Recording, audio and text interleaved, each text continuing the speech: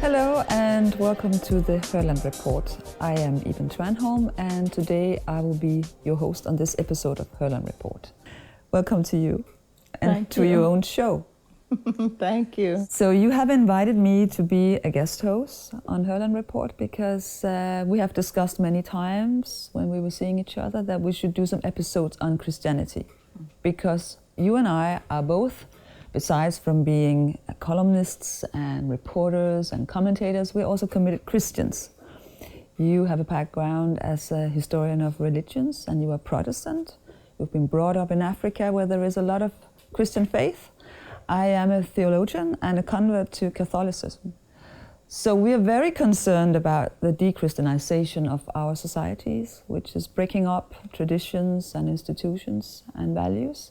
And we would very much like to see a re-Christianization, where we take back the faith and the meaning of life and our values.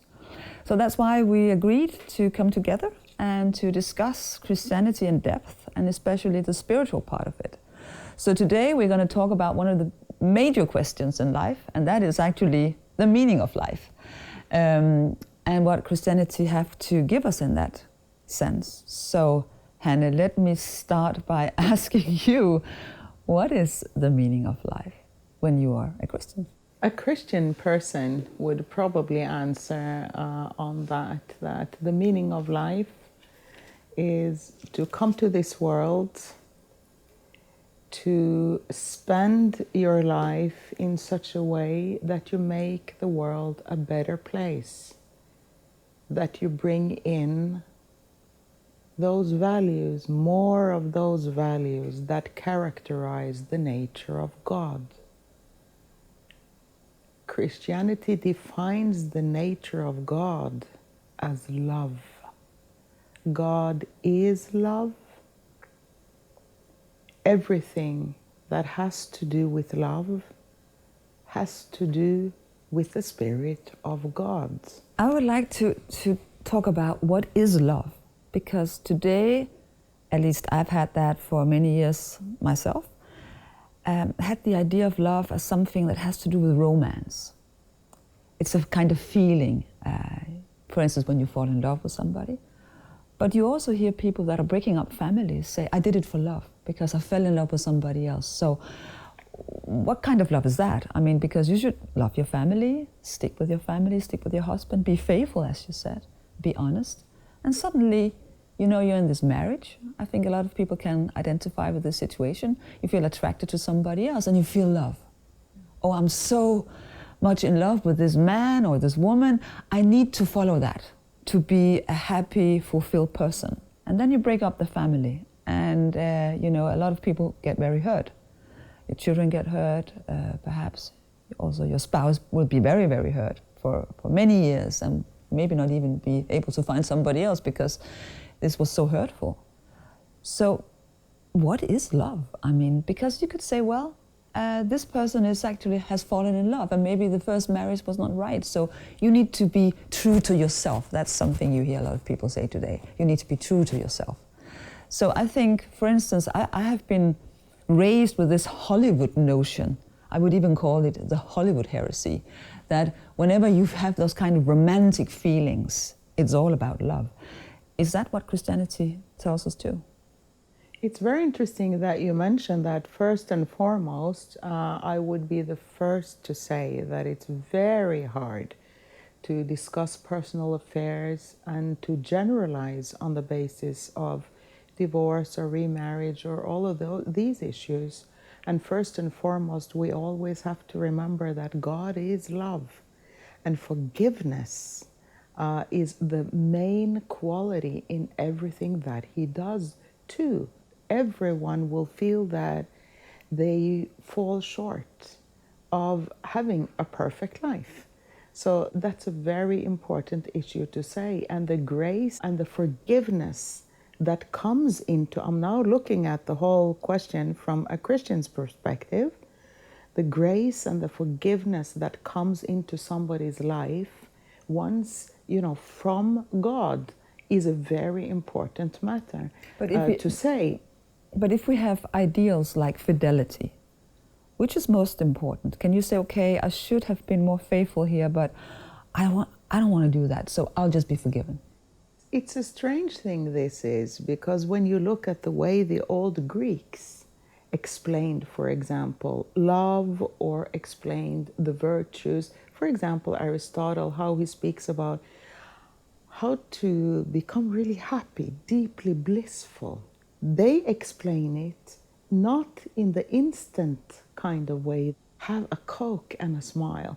The instant you drink something, you know, all the beautiful ladies are all of a sudden there together with you at the beach, for example.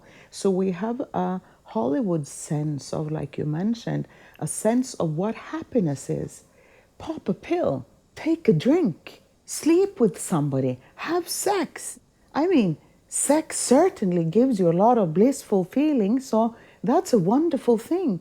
But it's like taken completely out of context and defined as something instant. And I think in that sense, the old Greek philosophers were more right. And Aristotle, he defines happiness as a virtue, something you work on over time to become a better person.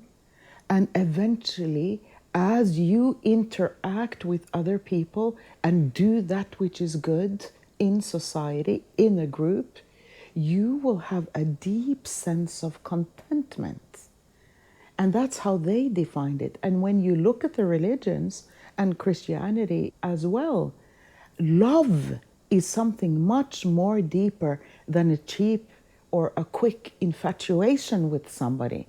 The depth of love, when seen from the God angle or from the Christian angle, it has to do with much, much deeper things than just a quick infatuation.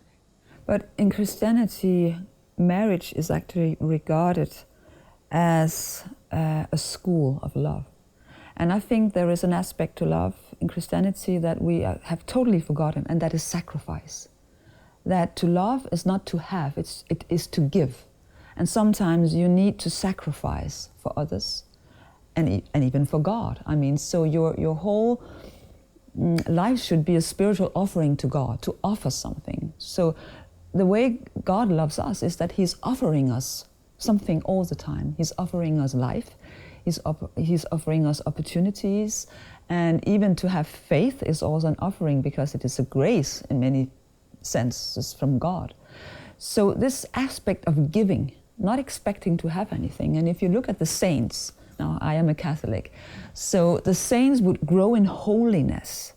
You talk about virtue, to become a better person. That is actually described when you look to the saints as holiness, which is not about only that you are able to achieve good, but that you empty yourself so that God's light will be in you and the Holy Spirit will fill you up. So you are, normally you say that a saint, if you go into a cathedral and you see one of those, very colorful mosaics, you see, it's only very colorful and shining when the light comes in.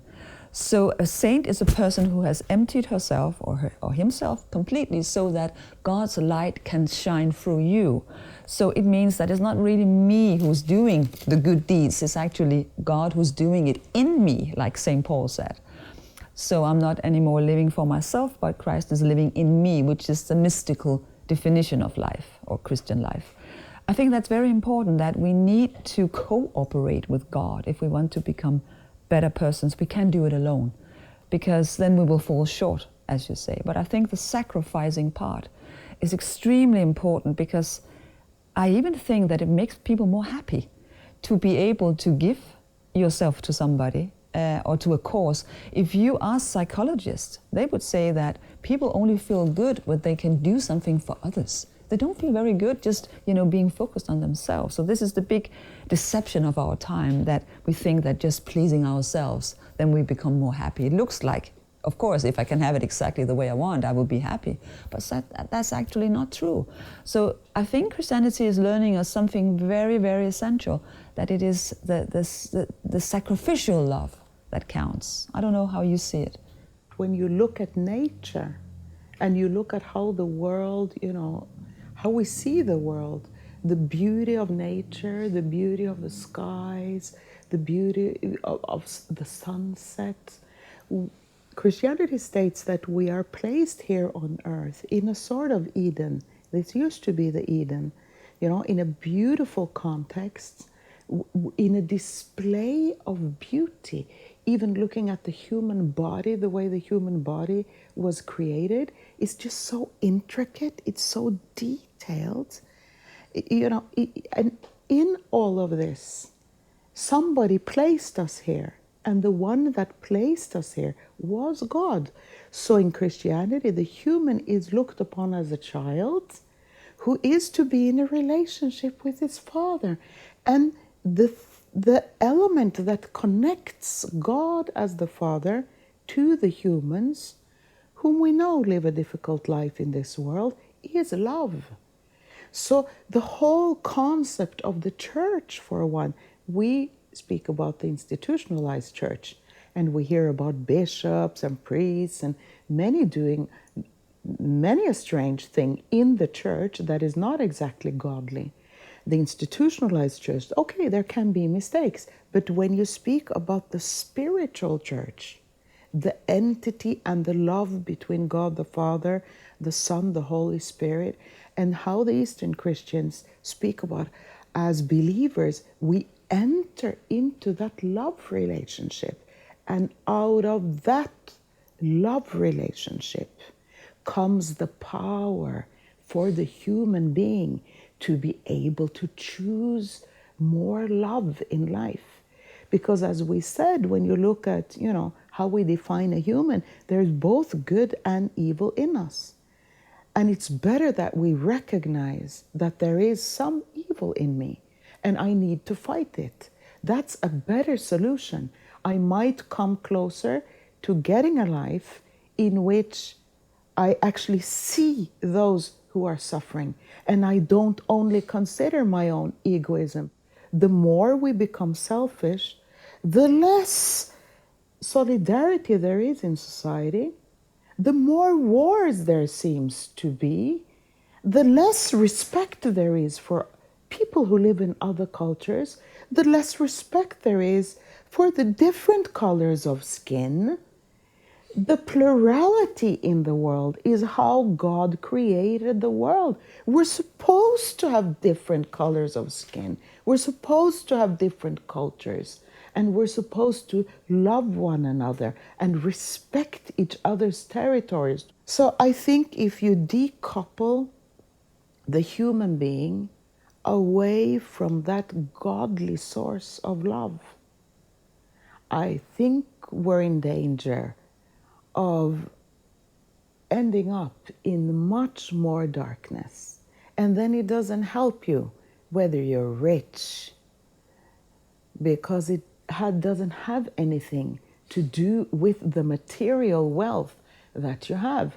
And we see that many people who are very rich are not happy in life. I'm so happy that you brought up God as a father, because I think when people are talking about God today, they don't see him as a father figure. They see him as some kind of perhaps anonymous energy or some kind of abstract entity, but not as a loving father. And I think that is actually crucial to our to the disintegration of our society. But I think the father figure has been very hardly criticized because of Freud, because of, again, the whole Marxist idea that the patriarchy was something evil. And I think it's very important for people to come back to the understanding of God as a father. I think it's very, very important, because there is this love-parent relationship between the believer and God. And it makes so many things meaningful. And talking about the meaning of life, I think this intimacy that there is between a father and his child is actually so important for what is faith and what is the meaning of life. Because if you look at the commandments, the 10 commandments, the first commandment is that you should love God. That is the first commandment, you should love God. So I think if you don't know how to love God, and I think a lot of people have never learned it today. They simply don't know because nobody has ever introduced them to the possibility that you can have a love relationship with God. He can be your father. You can be intimate with God. You can talk to him like you talk to a parent. Even though, of course, he's holy and you have to respect him, he's also, a parent, a father figure. But many people today have a very bad relationship with their parents because psychology told them, to disconnect from their parents, or to be in a kind of very critical attitude, have a very critical attitude towards their parents and accuse them of things. So that also takes us further away from God as a loving father, because we don't have this kind of concept, because we have been, at least our generation has grew up with psychology that told us that to be a father is something you have to be suspicious about because your father might have done something wrong to you. And me coming from the African context, I was born and raised in Africa. And even the international context outside of Europe, there's nobody that's going to respect you if you don't have a religious faith. If you don't respect God, they're wondering if something is wrong with you. And on the African continent, for example, there's so much knowledge about these inner values that we seem to have lost completely here. So even to have a conversation in today's, one may say, extreme liberal and extreme secular European segment, at least looking at it from the perspective of the media and what we hear in the media, of what the Christian faith and Christianity and the values in Christianity really has brought into the whole European history. I mean, so many of our central values stem from Christianity: equality, the fight against class differences, the belief in the human as having a special value, each individual, for example. These foundational values are disregarded today and not even thought of as, people say they are secular values from the 1800s or so on, which is completely wrong. They stem from the Christian faith. Even such a conversation is highly unusual to have. Yeah, but you also need the strength of God to love and to distinguish between good and evil.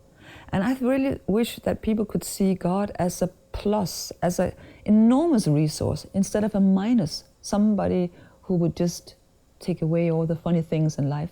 Because I think many people think that if you start to believe in God, there are so many things you can't do. But isn't that the Christians' fault? Because when you look at the Christian segments in many of the European countries, to me it was a shock to come to Norway, to be honest.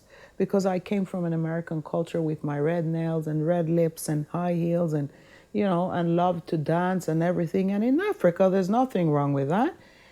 I came here and it was a sin to take a cigarette. It was a sin to dance. It was a sin to almost smile. And I was like, what is this? And then I went to church, I remember, as a young person coming to Norway with a black jacket. Then they told me I was wearing the color of Satan, and I got to know some of the environment, some of the Christian Protestant environments here in Northern Europe. I think there's so much good work being done. There's so much, help being given to so many of the groups in society that need help. That really needs to be said. So it's not a generalized criticism towards everybody, but I would like to say too that with some of this, pietism that we have had here, it seems to me that many Christian environments really are composed of envy, speaking ill of each other, backbiting, stealing, lying. That's not exactly the kind of values that Christ said we were to have. So to which degree are the Christian environments in Northern Europe responsible for the de-Christianization? Because they're not explaining the faith and they're not filled with those kind of values of compassion and love and goodness and honesty that they should have been. It's my question. It's an open question. Yeah, I think that there was also a culture that was against Christianity for many decades. So it's not only the fault of the Christians. Of course, to be a Christian is to spread love and to make people feel love. But again, what is love? Because sometimes it's also tough love. You have to tell people you're wrong. And I think that is very hard for many Christians today to stand up and say in our society, well, we do not agree in abortion, we do not agree in for instance, euthanasia, and all these things that are getting more and more normal. Well, then again, they don't stand up for the issues that are very important in the Christian faith. So again, the Christian environments are showing the secular world that they don't stand for those values that we see Jesus stood for. I think if people started to get more interested and go to church, maybe those community will change too, because they need, more life in their communities, because there's a few left. So let that be a kind of encouragement for people to try to go back and study the Christian faith a little bit. Thank you so much to you, Hanne Herland, for bringing all these topics up. It was a pleasure, and we will do more episodes on Christianity, so I hope that people will watch more episodes with our talks on Christianity.